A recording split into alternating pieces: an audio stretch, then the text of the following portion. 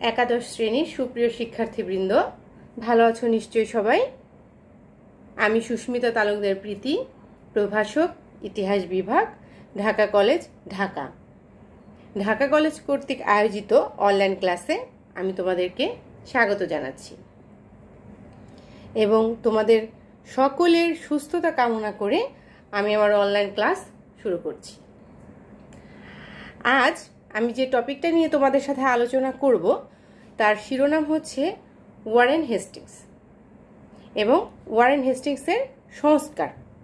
এটা হচ্ছে আমাদের মূল আলোচনার বিষয়, ওয়ারেন হেস্টিংসের সংস্কারসমূহ। ওয়ারেন হেস্টিংস কে ছিলেন? প্রথমেই আমরা এটা জানা দরকার, আমরা যে ওনার সংস্কার পড়ব, উনি কে ছিলেন, কেন ওনার সংস্কার আমরা পড়ব, আমাদের ভারতবর্ষ, আমাদের বাংলার সাথে ওনার সম্পর্কটা কি ছিল। তো কে ছিলেন, বাংলার সাথে কি সম্পর্ক ছিল, এটা যদি এক কথায় বলতে চাই সেটা হচ্ছে ইস্ট ইন্ডিয়া কোম্পানির এই সদস্য বেশ অনেকটা সময় বাংলায়, ভারতবর্ষে শাসন করেছেন। ওনার পুরো শাসনকালটাকে আমরা দুই ভাগে ভাগ করতে পারি। প্রথমটা হচ্ছে 1272 থেকে 1772 থেকে 1774, এই 2 বছর উনি ছিলেন বাংলার গভর্নর। বাংলার গভর্নর হিসেবে উনি বাংলা শাসন করেছেন। আর 1774 থেকে 1785, এই 11 বছর উনি ছিলেন গভর্নর জেনারেল। তাহলে প্রথমে ছিলেন গভর্নর, পরবর্তীতে উনি হন গভর্নর জেনারেল। তো এই শাসক ওয়ারেন হেস্টিংসের সংস্কার জানার আগে আমাদের ব্যক্তি ওয়ারেন হেস্টিংসকে একটু জানার চেষ্টা করি, তারপর ওনার সংস্কারে আমরা চলে যাব।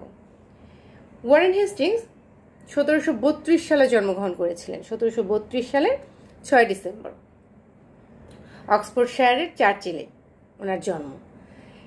কিন্তু উনি যখন জন্মগ্রহণ করেন, মানে ওনার ফ্যামিলির অবস্থাটা কি খুব বেশি ভালো ছিল না, একটু অর্থ সংকটে ছিল ওনার জন্মের সময় পরপরই। তো তখন তার ভরণ পোষণের দায়িত্ব নেয় তার এক পিতৃব্য চাচা। এই চাচা ওনাকে লন্ডনে নিয়ে আসেন এবং ওয়েস্টমিনিস্টারের একটা স্কুলে ভর্তি করেন। এই হেস্টিংস ছিলেন অত্যন্ত মেধাবী। তিনি তার স্কুল জীবনে, মানে ছাত্র জীবনে খুব কৃতিত্বের সাথে পড়াশোনা করেন, মেধার পরিচয় দেন আর কি। ওনার পড়ালেখা শেষ হওয়ার পরই উনি ইস্ট ইন্ডিয়া কোম্পানিতে চাকরি পান।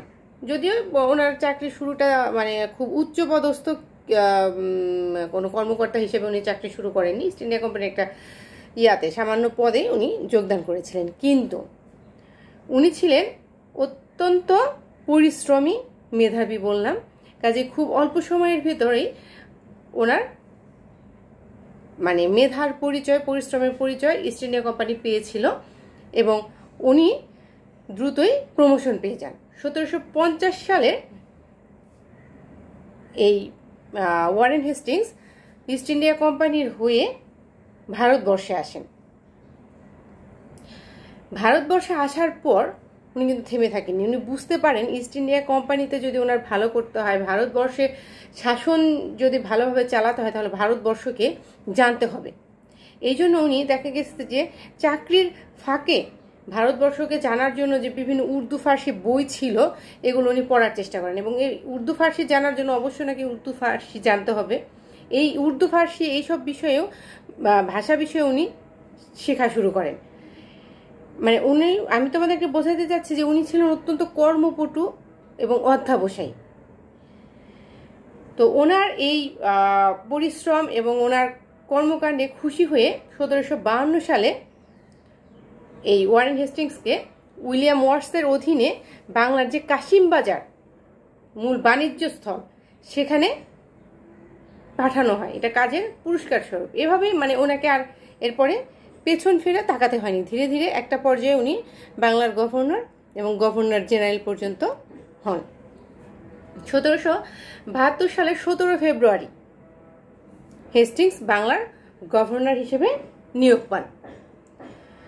বাংলার গভর্নর হওয়ার পর উনি যে জিনিসটা বুঝতে পারেন, তিনি ভারতবর্ষ এবং বাংলার দুর্বলতাটা খুব বুঝতে পেরেছিলেন। এই যে গত কয়েকটা ক্লাসে আমি তোমাদেরকে পড়ালাম, কি বলে, পলাশির যুদ্ধ পড়ালাম, বক্সারের যুদ্ধ পড়ালাম।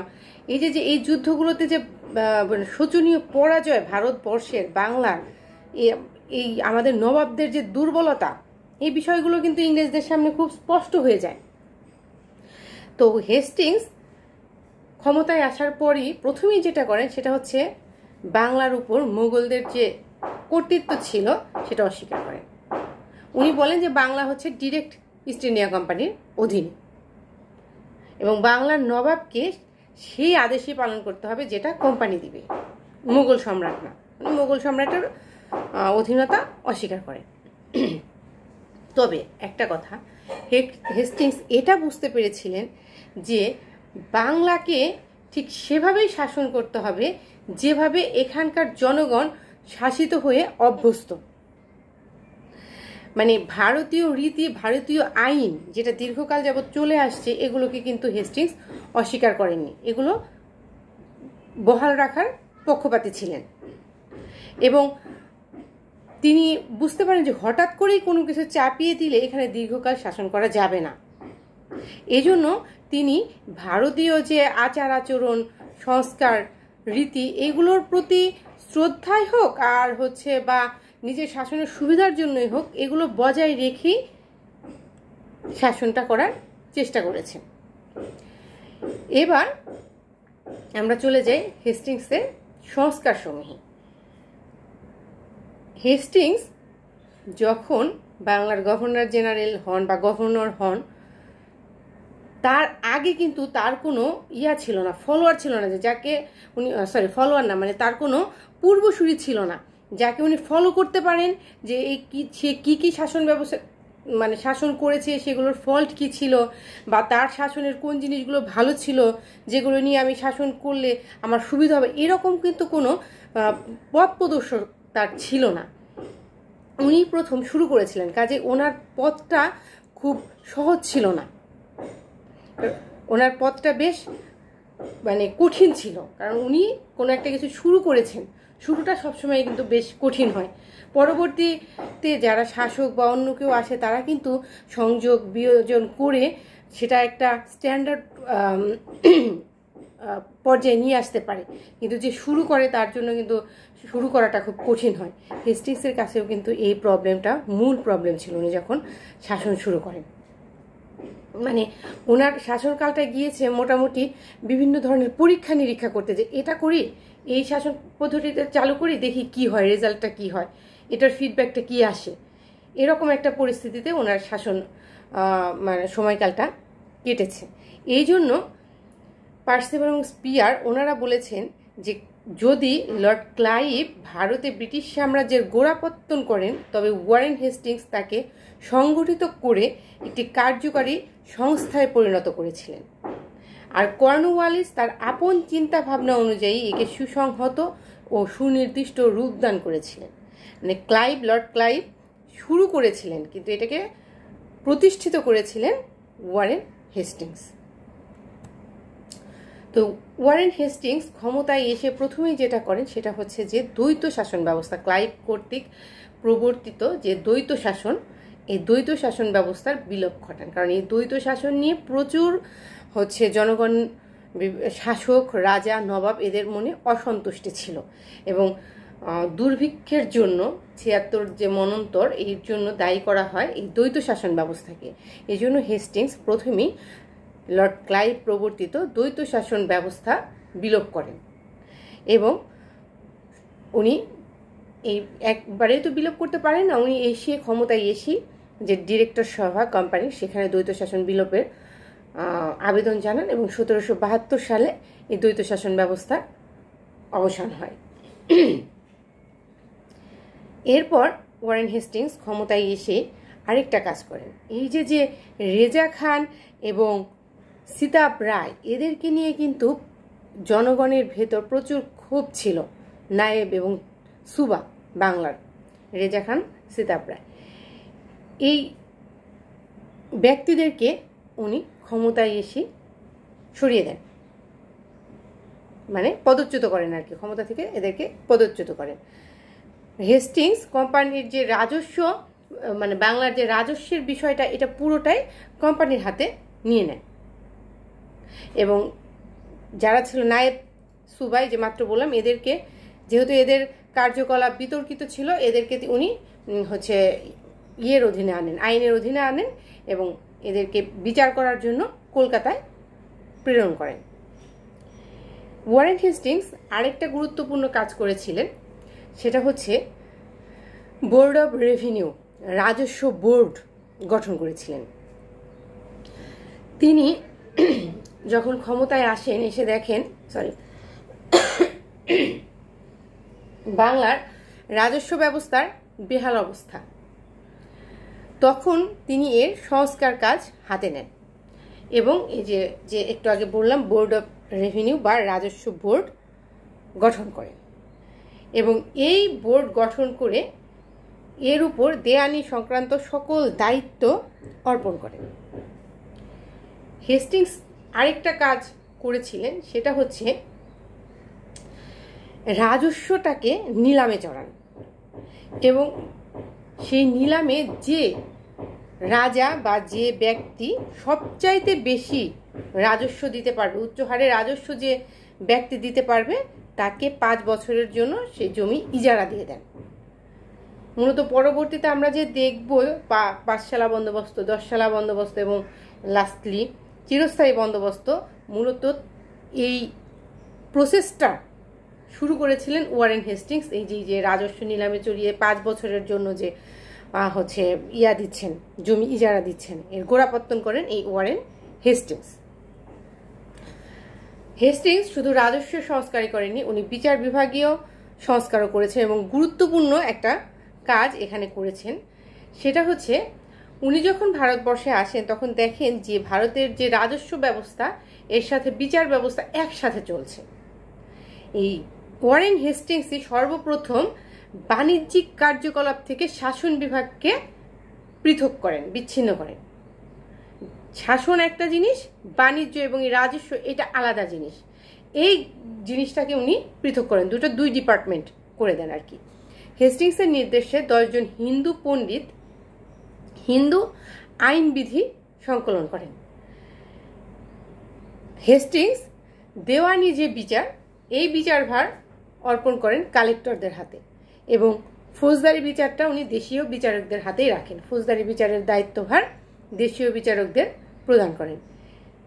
এভাবেই মানে কি বলে, এই বিচার বিভাগে উনি একটা আমূল পরিবর্তন আনেন। শুধু তাই না, এই যে নিম্ন আদালতে যে রায়গুলো হচ্ছে এর এগেনস্টে যদি কেউ আপিল করতে চায়, উনি এর জন্য উচ্চ আদালতও স্থাপন করেন। আপিলের জন্য ওয়ারেন হেস্টিংস কলকাতায় সদর দেওয়ানি আদালত এবং সদর নিজামত আদালত নামে 2টো উচ্চতর আদালত স্থাপন করেন। নবাব বা নাজিম ইনি ছিলেন ফৌজদারি আদালতের প্রধান এবং গভর্নরের সাথে 2 জন সহকারী, 2 জন সদস্য নিয়ে দেওয়ানি আদালত গঠিত হতো। মানে হেস্টিংস ভারতবর্ষের রাজস্ব এবং বিচার ব্যবস্থা মোটামুটি একটু ঢেলে সাজান। উনি এই যে রাজস্ব বিচার ব্যবস্থা পৃথক করে দেন এবং বিচার ব্যবস্থা সংস্কার করে উনি একটা বেশ পরিবর্তন আনার চেষ্টা করেন এবং আনেন। হেস্টিংসের সংস্কারের ভেতর আরেকটা উল্লেখযোগ্য দিক হচ্ছে ওয়ারেন হেস্টিংস দেওয়ানি কোষাগার যেটা ছিল সেটা মুর্শিদাবাদ থেকে কলকাতায় স্থাপন করেন। কারণ ইংরেজদের বা ইস্ট ইন্ডিয়া কোম্পানির মূল অফিস বলো বা মূল কি বলবো যে ঘাঁটি সেটা ছিল কলকাতা। এই জন্য উনি কোষাগার মুর্শিদাবাদ থেকে সরিয়ে কলকাতায় নিয়ে যান এবং অনেক ঐতিহাসিক বলছেন যে হেস্টিংস এর মাধ্যমে মূলত যে কেন্দ্রীভূত শাসন ব্যবস্থা, এই কেন্দ্রীভূত শাসন ব্যবস্থার ভিত্তি রচনা করেন এই কোষাগার কলকাতায় নিয়ে গিয়ে। এরপর আসি হেস্টিংসের পরবর্তী সংস্কারে। হেস্টিংসের আরেকটা গুরুত্বপূর্ণ সংস্কার হচ্ছে পুলিশি ব্যবস্থা গঠন। হেস্টিংস ক্ষমতায় এসে দেখেন যে এখানকার যে মোগল আমলের যে পুলিশি ব্যবস্থা এটা বেশ ত্রুটিপূর্ণ। এই জন্য উনি এটারও সংস্কার কাজে হাত দেন। বাংলা অনেক বড় একটা প্রদেশ ছিল, এজন্য তিনি চিন্তা করেন যে এই বড় একটা প্রদেশকে যদি উনি ক্ষুদ্র ক্ষুদ্র ভাগে ভাগ করতে পারেন তখন তার শাসন করা সহজ হবে। এজন্য উনি বাংলাকে 10টি এবং বিহারকে 8টি ফৌজদারি অঞ্চলে বিভক্ত করেন এবং প্রত্যেক অঞ্চলে থানা প্রতিষ্ঠা করে একজন করে ফৌজদার নিয়োগ করেন।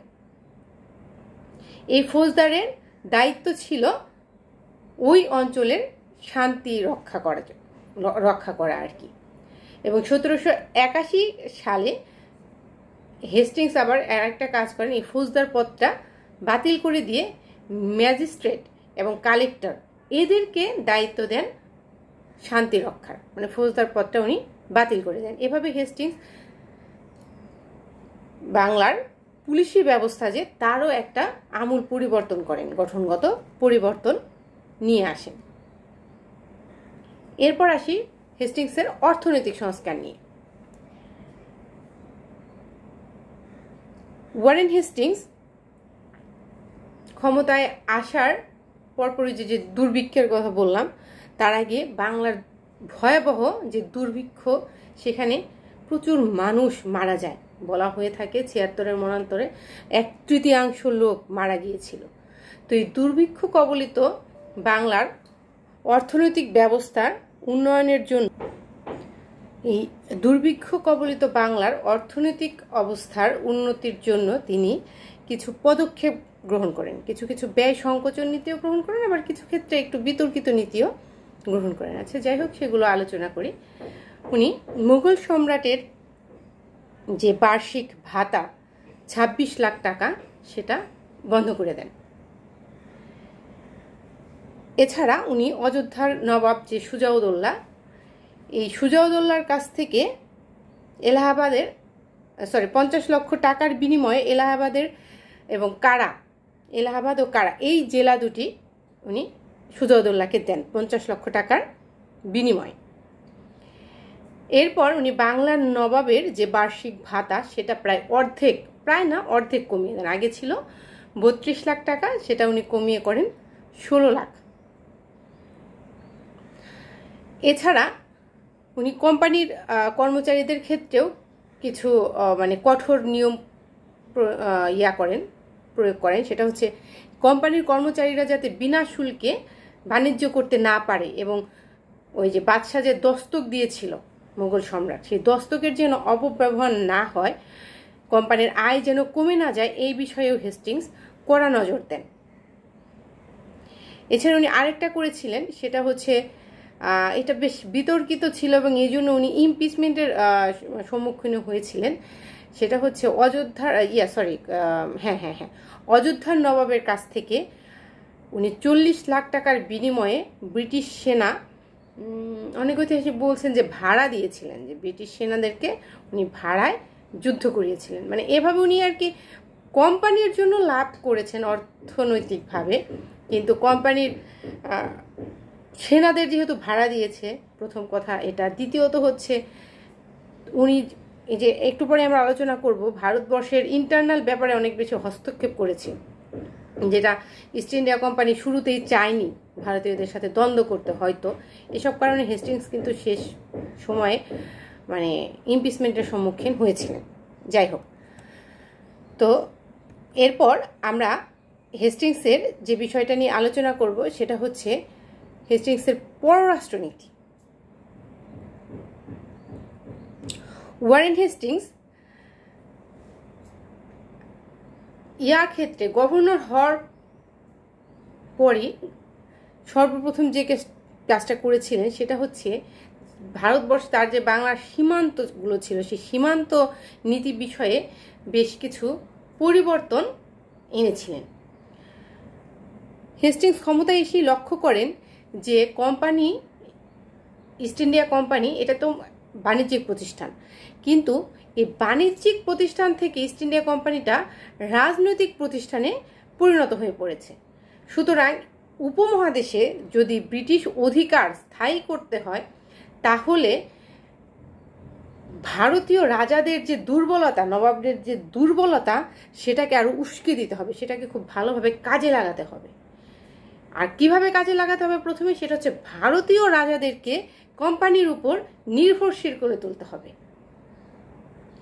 এতে করে কি হবে, তারা যদি কোম্পানির উপর নির্ভরশীল হয়ে যায়, কোম্পানি যদি তাদেরকে বিভিন্ন শর্তে আটকে দিতে পারে, তখন তারা আর এটা থেকে বের হতে পারবে না। হেস্টিংস এই বিষয়টা বুঝেছিলেন এবং সেই অনুযায়ী কাজ করেছিলেন। হেস্টিংসের এই নীতিটাই আমরা পরবর্তীতে দেখব যে অধীনতামূলক মিত্রতা নীতিতে পরবর্তী শাসকরা সেটা করেছেন, অধীনতামূলক মিত্রতা নীতিতে পরিণত হয়েছে। আসলে ভারতবর্ষের মূল সমস্যাটা কিন্তু ছিল ভারতবর্ষের ভিতরে। এখানে নিজেদের ভেতর কোনো সদ্ভাব ছিল না। এই যে মারাঠা বা পেশোয়া, এরপর হচ্ছে অযোধ্যা, যে মোগল, মানে এদের কারোর সাথে কারোর সদ্ভাব ছিল না। এরা সবাই একে অপরের আক্রমণের ভয়ে সবসময় ভীত হতো এবং একে অপরের আক্রমণ থেকে বাঁচার জন্য ইংরেজদের সহযোগিতা চাইত। আর এই বিষয়টাকে ইংরেজরা খুব সুন্দর কাজে লাগিয়েছে। তবে মারাঠাদের সাথে ইংরেজদের কোনোদিনও সদ্ভাব ছিল না। যাই হোক, হেস্টিংস ক্ষমতায় আসার পরই মারাঠাদের বিরুদ্ধে অভিযোগ তোলে যে তিনি অভিযোগ তোলে যে সম্রাট শাহ আলম সে মারাঠাদের আশ্রয়ে আছে। এই জন্য তার জরিমানা হয়েছে, কারণ শাহ আলমের সাথে ইংরেজদের চুক্তি আছে। তো সেই চুক্তি ভঙ্গ করে সে যখন মারাঠাদের কাছে গিয়েছে, সুতরাং তাকে ক্ষমতায় রাখা হবে না, এরকম একটা জল ঘোলা করে সে আর কি নিজের সুবিধাটা নেয়। তখন এই নিয়ে তিনি নবাবের যে একটু আগে যে বললাম বৃত্তি 26 লাখ টাকা, সেটা বন্ধ করে দেয়। বৃত্তি তো বন্ধ করেই, এরপরে আবার কি করে, তার কাছ থেকে যে এলাহাবাদ এবং কারা জেলা সেটা নিয়ে নেয়। তারপর তার সাথে একটা চুক্তি করে, বানারসের সন্ধি। সেই সন্ধির মাধ্যমে বলে যে এই জেলা যদি তোমাকে দিব, যদি তুমি আমাকে 50 লাখ টাকা দাও। মানে হেস্টিংসের নীতিগুলো একদম কি বলবো, মানে একটু বেশি ছিল, মানে কোনো রাগ ঢাক ছিল না, একদম বেশি ওপেন ছিল। টাকা তার মূল ছিল, ব্যক্তিগত না, কোম্পানির টাকা অর্জন, একদম নগ্ন নীতি আর কি, টাকার ক্ষেত্রে উনি গ্রহণ করেছিলেন। যাই হোক, মানে এই যে ইঙ্গ মারাঠা বা সাথে দ্বন্দ্ব এখান থেকে শুরু হয়ে যায়। এরপর হেস্টিংসের শাসন আমলের আরেকটা গুরুত্বপূর্ণ হচ্ছে রোহিলা যুদ্ধ। প্রথমে আমরা জানি, তোমরা অনেকে হয়তো জানো না, কাদেরকে রোহিলা বলা হয়। ভারতের যে বর্তমান যুক্তপ্রদেশ, এই যুক্তপ্রদেশের অধিবাসীরা আগে রোহিলা আফগান নামে পরিচিত ছিল। তো এই রোহিলাদের সাথে আগে থেকে অযোধ্যার যে নবাব সুজাউদ্দৌলা, একটু আগে যার কথা বললাম, এই ব্যক্তির সদ্ভাব ছিল না, দ্বন্দ্ব ছিল। আসলে যে বললাম, ভারতবর্ষের সমস্যাই ছিল এটা, এক রাজার সাথে আরেক রাজার সদ্ভাব ছিল না। যদি সকল রাজারা মিলে একসাথে ইংরেজ শাসনের প্রতিবাদ করতো, হয়তো বা একটা রেজাল্ট আসলেও আসতে পারতো, কিন্তু সেরকম প্রতিবাদ তো করেনি, বরং তারা একে অপরের বিরুদ্ধে ইংরেজদের কাছে সহায়তা চেয়েছে। যাই হোক, এই রোহিলা যে সর্দার, এর সাথে আবার মারাঠাদেরও সদ্ভাব ছিল না। সে সবসময় মারাঠাদের আক্রমণের ভয়ে ভীত ছিল। তো মারাঠাদের বিরুদ্ধে সে অযোধ্যার নবাবের সাথে চুক্তি করে। এইরকম চুক্তি অনাক্রমণ চুক্তি আর কি, যে সে যদি মারাঠাদের দ্বারা আক্রান্ত হয় তাহলে নবাব তাকে সহায়তা করবে। কিন্তু দেখা যায় এই ঘটনাটা, তাদের ভয়টা সত্যি হয়, তারা মারাঠাদের দ্বারা আক্রান্ত হয়। মারাঠাদের দ্বারা আক্রান্ত হওয়ার পর চুক্তি অনুযায়ী তো নবাবের সহায়তা করার কথা, কিন্তু নবাব সহায়তা করে বা করার আগেই মারাঠাদের ইতিমধ্যে আরেকটা ইন্টারনাল প্রবলেম শুরু হয়ে যায়, তাদের উত্তরাধিকার নিয়ে একটা ইন্টারনাল দ্বন্দ্ব শুরু হয়ে যায়। তখন মারাঠা ছাড়া যুদ্ধ ময়দান ছেড়ে তাদের চলে যায়। তো যুদ্ধটা মাঝপথে শেষ হলো। তখন এই রোহিলা আফগান যে সর্দার, সে চিন্তা করে এখানে তো তাকে যুদ্ধ করতে হয়নি, তার পক্ষে যুদ্ধ করতে হয়নি নবাবকে। তখন সে তার সন্ধির টাকাটা দিতে গড়িমসি করে। আর এই বিষয়টা অযোধ্যা নবাবের সহ্য হয় না, যে তাকে টাকা দেওয়ার কথা কেন দিচ্ছে না। সে এটা ইংরেজদের কাছে কমপ্লেন করে। তখন ইংরেজরা এদের বিরুদ্ধে অবতীর্ণ হয় যুদ্ধে, এবং মারাঠাদের সাথে 1774 সালে ইংরেজ বাহিনীর যে মারাঠা না কি বলে রোহিলা আফগান এদের সাথে একটা দ্বন্দ্ব হয়। এরাও ইংরেজদের কাছে যে জিনিসটা বলে সেটা হচ্ছে নবাব তাদেরকে সহায়তা করার কথা ছিল, এর বিনিময়ে 40 লাখ টাকা দেওয়ার কথা ছিল। কিন্তু যুদ্ধটা যেহেতু মারাঠারা নিজেরাই যুদ্ধের ময়দান ছেড়ে গিয়েছে, সেখানে তাহলে কি হবে? যাই হোক, এইরকম একটা আর কি ঘোলাটে পরিস্থিতি তৈরি হয়। 1774 সালে ইংরেজ বাহিনীর সাথে নবাব সুজাউদ্দৌলা মিরন কাটরা যে যুদ্ধ, মিরন কাটরা নামক স্থানে মিরন কাটরার যুদ্ধে রোহিলাদের পরাজিত করে এবং তাদেরকে পরাজিত করে রোহিলাখণ্ড অধিকার করে। এবং এই যুদ্ধে রোহিলা সর্দার হাফিজ রহমত যে উনি মারা যান।